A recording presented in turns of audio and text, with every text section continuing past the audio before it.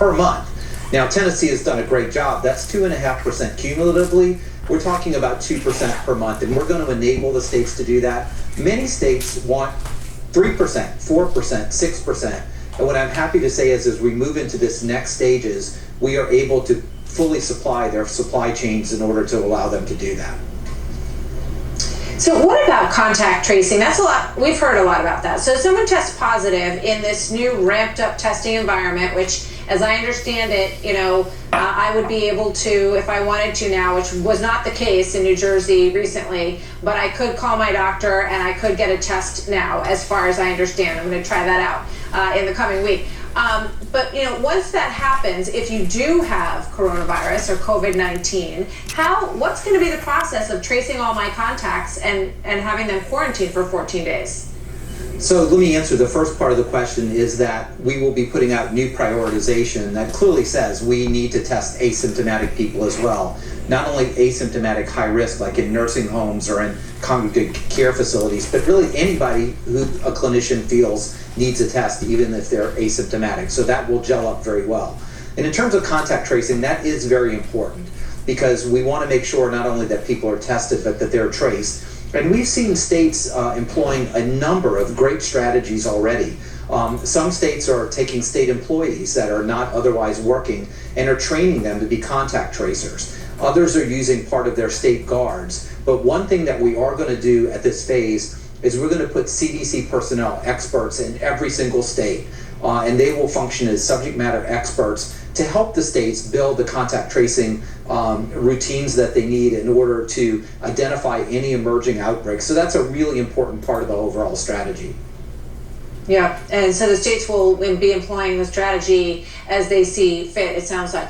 Two other quick questions for you. Sure. Do you agree with the WHO's assessment that that if you have had it before and you test positive for antibodies, that's no guarantee that you are safe? So I think Dr. Fauci, Dr. Birx, and I have all said this before. With what we know about science and what we know about medicine and infections like this, it is highly likely that if you have a proven antibody response, that you're immune for a period of time. What we don't know, and it is right that the WHO says that, it's not a guarantee that you're protected forever. So there are studies being done by the NIH right now to see how long that immunity lasts, whether you're really protected, or just the whole information about that. So the WHO is correct, but don't let it mislead you to think that if you have an antibody, you're not protected. But what we can say is probably, given everything we know about science, you're protected. We don't know for how long, but we're going to find that out very shortly. Yeah. Admiral, we have been covering this nursing home story, which is so tragic. I think there's 12,000 individuals who have died in these facilities, and some of the most concentrated pockets that we've seen across the country. So why is it, given the fact that this began in Washington State in a nursing home in the United States, or it was one of the first areas that we really knew about that was a terrible hotbed of this virus, why weren't tests surged to all of those 15,000 facilities across the country right away?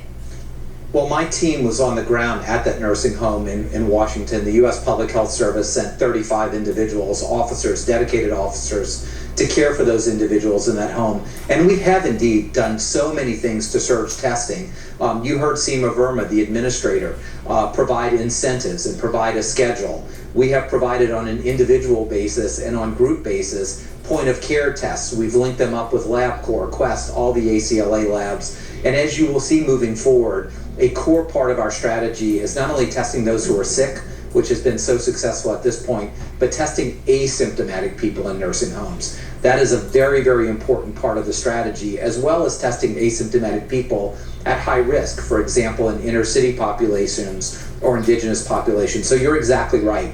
That is going to scale dramatically in the next phase to not just symptomatic, where we isolate, but asymptomatic, so we have the earliest possible notification that there could be an impending outbreak in that nursing home facility. Well, we know that they are desperate for Yes, those ma'am. tests in order to test all their employees and to test the people who live there. It's a very pressing situation, so we look forward to hearing a lot more on that front. Admiral, thank you very much. Admiral Giroir, good to have you here tonight, sir. Thank you.